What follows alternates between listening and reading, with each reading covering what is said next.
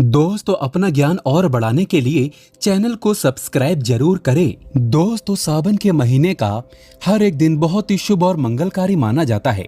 सावन का हर एक दिन उतना ही पवित्र माना जाता है जितना कि पवित्र गंगा जल। सावन का महीना भगवान भोलेनाथ की शक्ति का महीना माना जाता है और सावन महीने में जितना ज्यादा हो सके सारे कामों का त्याग कर अगर कोई भक्त विशेष तौर से भगवान भोलेनाथ को प्रसन्न करने में लग जाता है तो उसकी कुंडली के वारे न्यारे हो जाते हैं। साक्षात भगवान भोलेनाथ उसके जीवन में प्रवेश कर जाते हैं और भोलेनाथ का उसके घर में आगमन हो जाता है। इसी वजह से सावन का विशेष महत्व रहता है। दोस्तों, इसी तरह सावन के बारे में बताया जाता है कि जिस प्रकार आप अच्छे कार्य करके भोलेनाथ को प्रसन्न कर सकते हैं, तो दूसरी चीज है कि सावन के महीने में कुछ चीजें करने के बारे में कतई मना किया जाता है। इन चीजों का अगर आप सावन के महीने में पालन करते हैं तो परिवार में खुशियां रहती हैं, अन्यथा आपको दुखद प्राप्ति भी हो जाती है। दोस्तों, आज हम आपको बताने वाले हैं कि कितना भी जरूरी क्यों न हो जाए, कोई आपसे इन चीजों को उधार मांगे तो सावन के महीने में भूल कर भी ये 4 चीजें किसी को भी ना दें, अन्यथा आपके परिवार में कंगाली देखने को मिल सकती है। महादेव आपके घर का त्याग कर सकते हैं, वो रुष्ट हो जाएंगे। दोस्तों, आगे बढ़ने से पहले अगर आप भगवान शिव से प्यार करते हैं तो सच्चे दिल से कमेंट बॉक्स में लिखें ओम नमः शिवाय। सावन की हार्दिक शुभकामनाएं और हमारे चैनल को सब्सक्राइब करके इस बेल आइकन को जरूर दबाइएगा। दोस्तों, आज के समय में उधार देना या लेना हर व्यक्ति के जीवन में जरूरी सा हो जाता है। कोई किसी को उधार देता है तो इस बात के लिए कि उन्हें उनके जीवन में अच्छी चीजें वापस प्राप्त हो सके, तो इसकी वजह से वो उधार देते हैं। तो कुछ व्यक्ति सामाजिक सरोकार निभाने के लिए उधार देते हैं। लेकिन दोस्तों, क्या आप जानते हैं सावन के महीने में अगर आप ऐसा करते हैं तो आपके जीवन में कंगाली विद्वान हो जाती है। कम से कम सावन के महीने में तो ऐसा ना करें। दोस्तों, बात करते हैं सबसे पहली चीज की। सावन के महीने में सबसे पहली चीज तो ये है कि भोलेनाथ से जुड़ी किसी भी प्रकार की कोई चीज आप किसी भी व्यक्ति को उधार ना दें। जैसे कि भोलेनाथ से जुड़ा किसी भी प्रकार का फल, भोलेनाथ से जुड़ा किसी भी प्रकार का वस्त्र और भोलेनाथ से जुड़ी पूजा की सामग्री आप भूल कर भी किसी को उधार या दान के तौर पर भी ना दें, क्योंकि माना जाता है कि अगर आप इस प्रकार की सामग्री दूसरे व्यक्ति को देते हैं तो आपके घर से भोलेनाथ दूसरों के घर चले जाते हैं और आपको वो नहीं प्राप्त हो पाता जो भोलेनाथ आपके लिए करने वाले थे। तो सबसे पहले आपको इस बात का ध्यान जरूर रखना चाहिए। दोस्तों, इसी तरह सावन का महीना धन प्राप्ति का महीना भी माना जाता है। भोलेनाथ साक्षात आपके घर के अंदर आगमन करने के लिए आते हैं, तो इस बात का आपको ध्यान जरूर रखना चाहिए कि सावन के महीने में भूल कर भी कोई व्यक्ति आपसे धन उधार मांगने के लिए आता है तो आपको उसे उधार पैसा नहीं देना चाहिए और सावन में आपको किसी अन्य व्यक्ति से उधार भी नहीं लेना चाहिए। ऐसी मान्यता है कि सावन के महीने में आप उधार देते हैं या लेते हैं तो वो धन कभी भी लौट कर नहीं आता, बल्कि इस समय धन देने वाला और लेने वाला दोनों कर्ज में डूब जाते हैं। दोस्तों, सावन का महीना भगवान भोलेनाथ को दूध अभिषेक करने का, भगवान भोलेनाथ को दही अभिषेक करने का महीना माना जाता है और भगवान को सफेद चीजें चढ़ाई जाती हैं। दोस्तों, इस बात का ध्यान रखें, सावन के महीने में अगर भोलेनाथ को चढ़ाने के अलावा कोई व्यक्ति सुबह सुबह के समय आपसे दूध, दही, छाछ या फिर संध्या काल के समय में उधार मांगने के लिए या ऐसे ही मांगने के लिए आ जाता है तो आपको भूल कर भी किसी अन्य व्यक्ति को नहीं देना चाहिए। अगर आप भोलेनाथ को चढ़ाने के अलावा ऐसा कार्य करते हैं तो मान लीजिए आपके घर की लक्ष्मी दूसरों के घर चली जाती है और साक्षात भोलेनाथ के क्रोध का भी आपको सामना करना पड़ेगा। दोस्तों, अगर आप किसी व्यक्ति को गिफ्ट देना चाहते हैं या फिर गिफ्ट के तौर पर कुछ चीजें देना चाहते हैं तो सावन के महीने में भूल कर भी आपको किसी को भी अपनी पहनने वाली घड़ी या फिर बाजार से नई घड़ी खरीद कर आपको नहीं देनी चाहिए, क्योंकि हर व्यक्ति के साथ उसका समय अच्छा या बुरा चलता रहता है।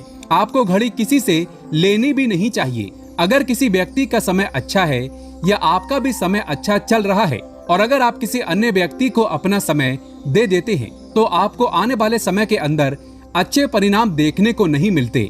इस बात का आपको जरूर ध्यान रखना चाहिए। दोस्तों, सावन के पवित्र महीने में कुछ चीजें ऐसी होती हैं जो आपके घर की सुख समृद्धि से जुड़ी होती हैं। तो ऐसे में वो चीजें किसी भी व्यक्ति को उधार नहीं देनी चाहिए, वो भी संध्या काल होने के बाद। जैसे कि कोई आपसे लहसुन, प्याज, दूध, दही तथा उधार पैसे भी मांगने के लिए आता है, तो जब सूर्य उदय होता है, सावन के समय सुबह सुबह या फिर सूर्यास्त हो जाता है, तब ऐसे में इन दोनों समय में आपको घर की समृद्धि दूसरों को भूल कर भी नहीं देनी चाहिए। माना जाता है कि अगर आप ऐसा करते हैं तो आपके घर की सुख समृद्धि तथा माता लक्ष्मी दूसरों के घर चली जाती है और आपको उसका अच्छा परिणाम देखने को नहीं मिलता। दोस्तों, सावन के पवित्र महीने में आपको उन बातों का ध्यान जरूर रखना चाहिए जो दान पुण्य से जुड़ी होती हैं।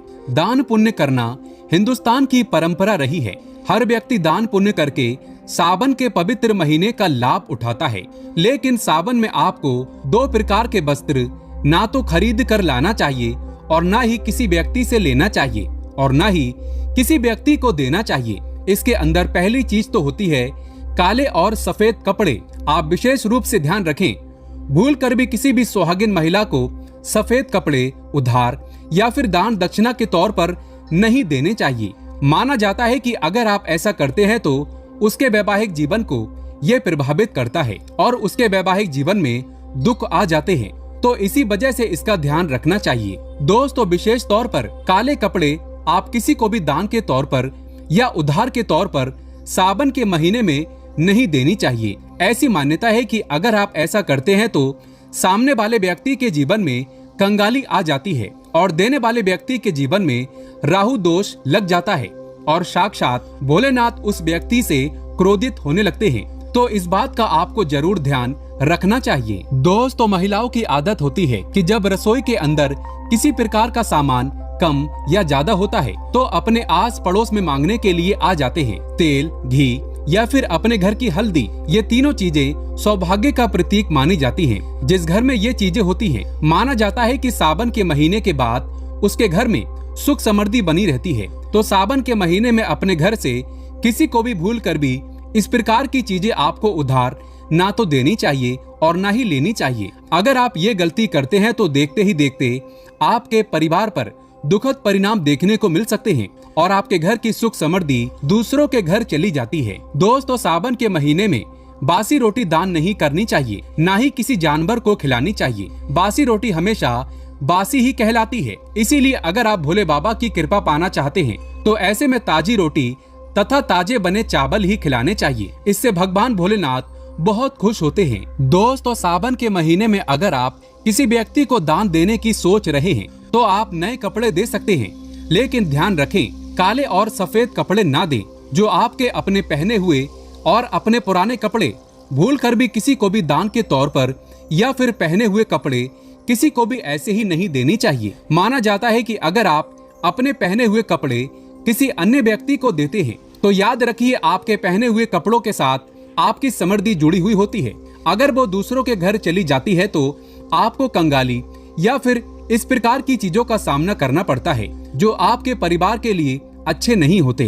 तो हमेशा इस बात का ध्यान रखें, अपने पहने हुए कपड़े कभी किसी को ना दें। आप चाहे तो सावन में बाजार से नए कपड़े खरीद कर दान दे सकते हैं। दोस्तों, सावन का महीना सुहाग के लिए विशेष माना जाता है। तो किसी भी सुहागिन महिला की माता लक्ष्मी से जुड़ी चीजें आती हैं जो सुख समृद्धि को बढ़ाती हैं और यही चीजें माँ लक्ष्मी को आमंत्रित करने का कार्य करती हैं। तो ऐसी चीजों से जुड़ी हुई कोई भी वस्तु आपको किसी भी महिला को नहीं देना चाहिए। सुहागिन महिलाएं विशेष तौर से ध्यान रखें कि अपने माथे पर लगाने वाला सिंदूर तथा गले में धारण करने वाला मंगलसूत्र और तीसरी चीज अपने पैरों में पहनने वाली पायल और चौथी चीज पैरों का बिछुआ और चूड़ियां सुहाग का प्रतीक मानी जाती हैं। दोस्तों, ये 5 चीजें किसी भी सुहागिन महिलाओं को भूल कर भी ऐसे ही चाहे आपकी बहन ही क्यों ना हो पहनने के लिए नहीं देना चाहिए और ना ही किसी अन्य महिला की पहनने के लिए आपको लेना चाहिए। इस बात का आप ध्यान रखें तो निश्चित तौर पर आपको इसका प्रभाव देखने को मिल जाएगा